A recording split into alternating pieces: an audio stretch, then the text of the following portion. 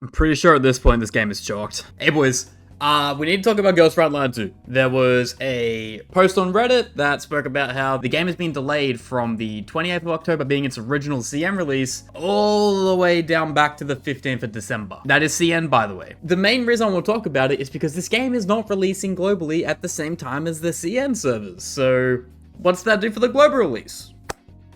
One would only assume it delays it, right? And we all know how I feel about games that don't get simul releases from global and CN servers. They're kind of dead in the water the moment they come out because all the content's already been cleared. There isn't really anything new.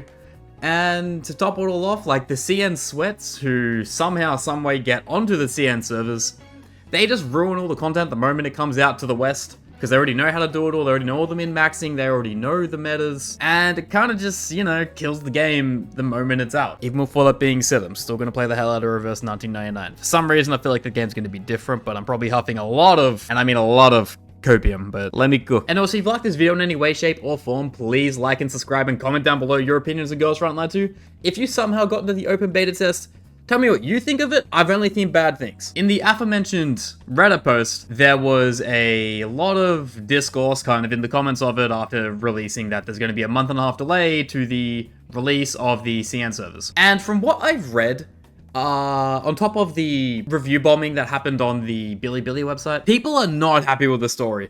The story is an absolute mess. I don't know what even happened there. I've tried to find information on it. I think there was something to do with like a single quote, or there was like two quotes in the game, and they pissed off every CN person around. Oh, they're starting to sound like Genshin fans at this point, like, damn. But yeah, because of these few quotes, they kind of changed everything, and I'm sure the story in and of itself is also not very good. But the main complaints were the story, the gear grinding, and the gacha system. So, the gacha system's the first thing we're going to touch on, because they did comment on that once the beta test ended, and what they're going to do to fix it. In this Reddit article, it says, basically, the gacha game is 0.6% and 3% for SSR and SR characters. And beta testers open the mailbox, there's nothing there. So 90% of the players are testing those 3 default units plus maybe 1 SR. All other problems are somewhat derivative. That is someone's comment. That is not a direct person who has any status or anything like that. That's just their opinion of what's happened.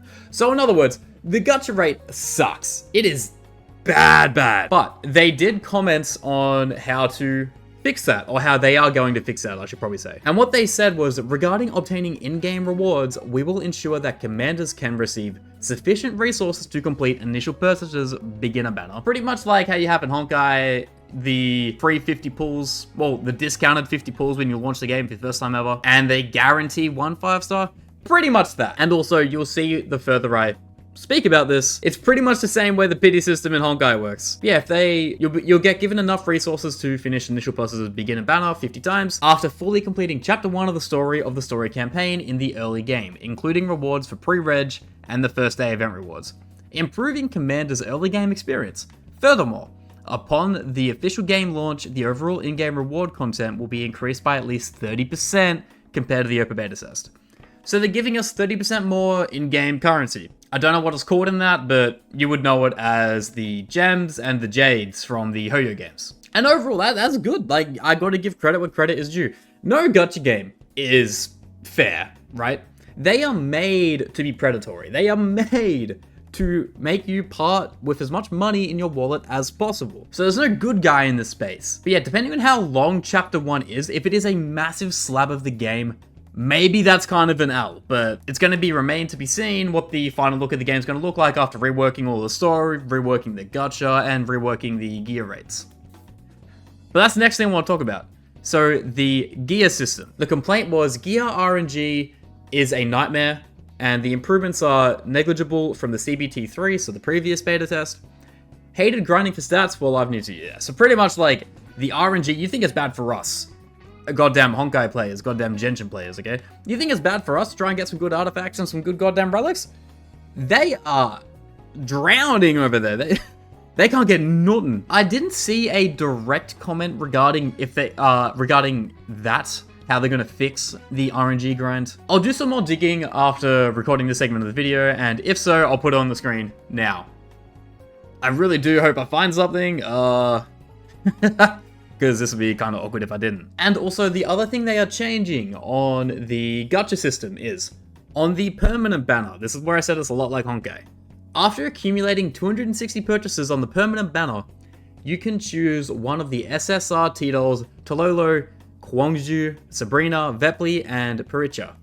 This function is only available once. This is pretty much the same thing as us when we get that 300 pulls. You pick between Bronya, Japad, Bailu, Himiko, I forget the other ones. But essentially the same kind of thing. Which, hey, it's kind of a W. Yeah, it is kind of hard to get to that 300 pulls, but I mean, in Honkai's sake, in this set, we don't know how hard it's going to be. Like, at least it's something. Hopefully on the release of the game, it's going to be much better. Because if you can get their in-game currency to pull on banners as easy as they're saying you can now do it, maybe this is a W. And as I said before, there was huge issues with the story.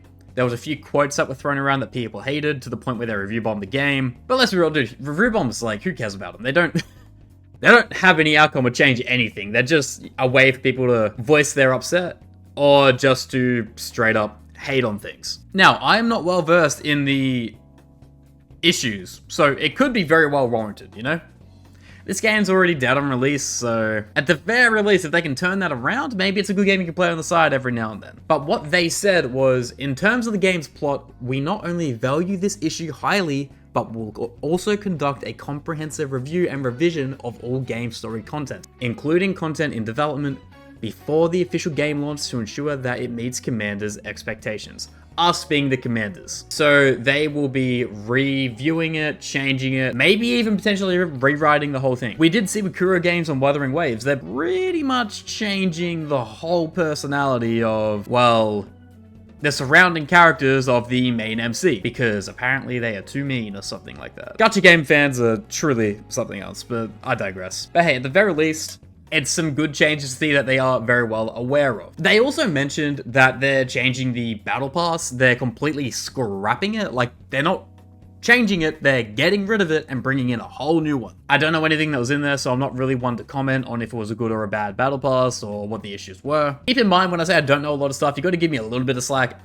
A lot of the direct complaints are Chinese and they are horribly reverse translated from Google Translate. So I've got to try and find the stuff myself and try and make heads and tails of it. But they said they're also adding SSR weapons to the Battle Pass, which weren't originally there. And there was a doll that was originally obtainable through the Battle Pass and will be permanently available in the banner upon the official launch. So this doll is now going to be just a character you can get from the banner, not from the Battle Pass. Probably to stop people from claiming pay to win and pay to play, kind of making it more free to play friendly, because overall, more than anything, I'm surprised I haven't even mentioned it yet, the game is borderline pay to play. I'm sure you saw with the gacha stats but it truly is pay to play at this point. You cannot really get anyone unless you get insanely, and I mean insanely lucky. It will remain to be seen what time the global release comes out. I beg it hasn't changed. I beg they are that much closer together by a couple months, because it would give the game a fighting chance on release to, you know, survive, but probably won't be the case, which breaks my heart. I'm trying to be cautiously optimistic here that I understand this game probably is going to fail, but we've got to give it a chance at the very least, right? And yeah, that kind of wraps it for today's video. If you did like it, please like, comment, and subscribe. And I am live on Twitch every single day. Probably when you're watching this video, I am live. So stop by and say hi. Twitch.tv/MaximGacha. I've always got to plug it. And let me know your thoughts of the Girls Frontline 2 issues. And if you somehow got into the beta, I'd love to hear about it. Anyway, thank you so much for watching the whole video. I'm not going to take up any more time out of your day, so I'm gonna head out. Peace.